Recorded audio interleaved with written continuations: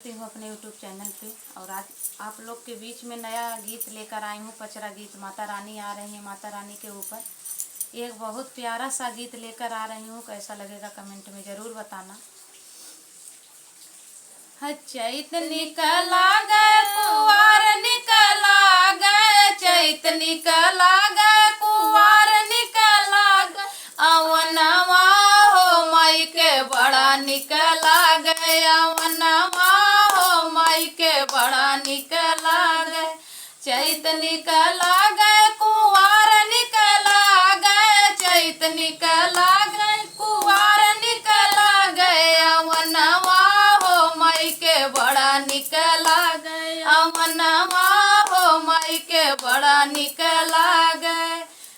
टीका निकला गए हो विद्या निकला गए, टीका निकला गए हो विद्या निकला गए, सेनुरवा हो माई के बड़ा निकला गए, सेनुरवा हो माई के बड़ा निकला गए, सेनुरवा हो माई के बड़ा निकला गए।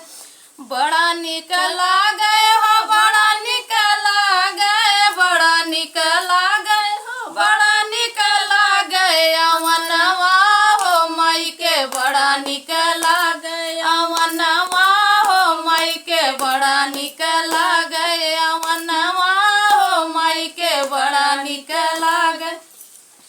झुमका निकला गए हो नथिया निकला गए, झुमका निकला गए हो नथिया निकला गए, गजड़वा हो माई के बड़ा निकला गए, गजड़वा हो माई के बड़ा निकला गए, गजड़वा हो माई के बड़ा निकला गए, गजड़वा हो माई के बड़ा निकला गए, अवनवा हो माई के बड़ा निकला गए, अवनवा हो माई के बड़ा निकला गए।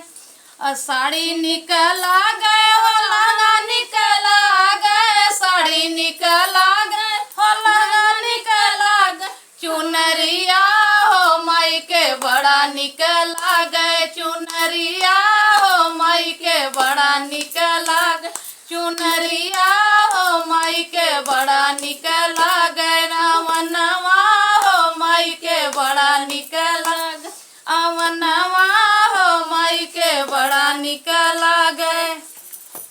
चूड़ी निकला गए हो कंगना निकला गए, चूड़ी निकला गए हो कंगना निकला गए, मेहदिया हो माई के बड़ा निकला गए, मेहदिया हो माई के बड़ा निकला गए, अवनवा हो माई के बड़ा निकला गए, अवनवा हो माई के बड़ा निकला गए।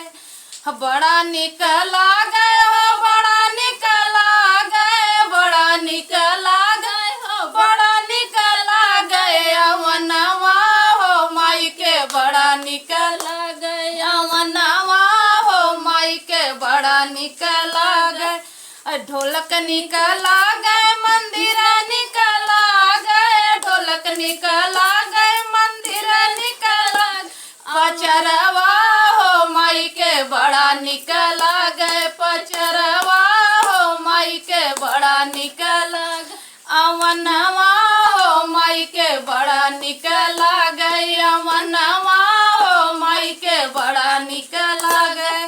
जय हो माता जी। कैसा लगे आप लोग कमेंट में ज़रूर बताना। फिर मिलते हैं।